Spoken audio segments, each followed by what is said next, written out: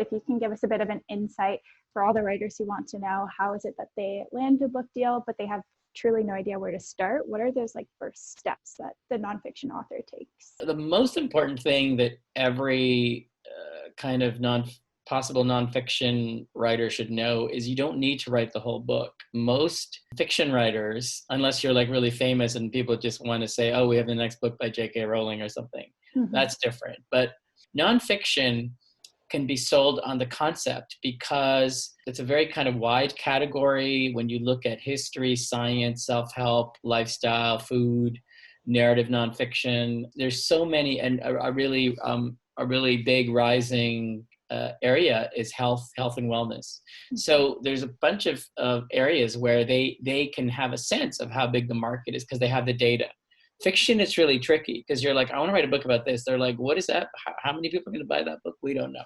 I mean, they can kind of guess, but it's much easier if you look at the category, the subcategory, and then they kind of say, well, there's like 5,000 or maybe 10,000 books selling in that category right now. As a kind of possible nonfiction writer, what you want to do is say, how is my book different than their book? And you write a proposal, and the proposal is essentially a business plan for the book, where you say, this is who I am, this is my idea, this is the people I'm reaching now, hopefully, and with these ideas and the community around me, this is where this book fits in the market, and this is why I think it'll be big, and because of all these people need this book. So it's like a little mini business plan where you're like, these are all the reasons why this book should be out now. Is there a particular checklist that you'd be able to provide people? I mean, I know they can look it up and they can probably see it quite easily online, but is there something that you look for as an agent with the proposal? Because I do a wide range of stuff, wide range of nonfiction and fiction, both, is that I'm particularly drawn by voice. That means to me, if you are entertaining or funny, I'm almost sold right there. So I'm looking for a voice that's really going to capture the popular imagination. So the writer and their voice is really important. And then I also want to make sure that they have the authority to write about, like the expertise to write about what they want to write about. I mean, in some cases, if you ever give like health advice, you need to be either a doctor or you need to have somebody with the credentials to kind of verify what you're saying. You want to be careful that when you publish a book that you don't want to hurt people. So there's a bunch of things you want to do. So you need to have that entertaining voice that I love.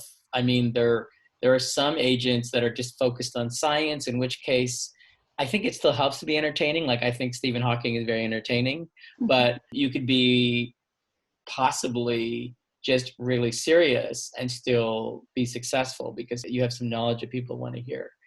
So for me, it's a combination of your voice and your expertise.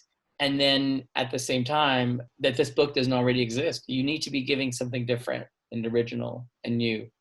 That makes sense. So then I guess for the author at large, if they're pitching an agent, then they should really know what kind of voice it is that the agent's looking for, because like you said, you look for the humor voice, and probably a lot of people do, because we want to take kind of dry subjects and make them applicable to a wider range. Well, I have a great sense of humor. No, I mean, I don't know that everybody does. So, I mean, I wish everybody did. The world would be a happier place, funnier at least. Yeah, there are some very serious agents that are looking only at somebody's platform and they think like bankers.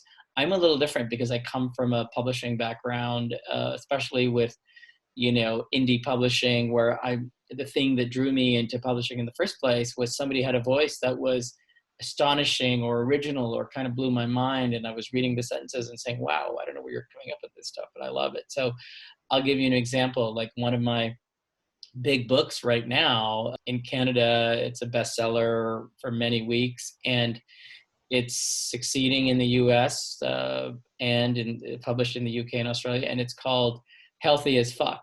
And that book, you can tell from the title, it's a very kind of like, sweary, funny, original voice about being healthy.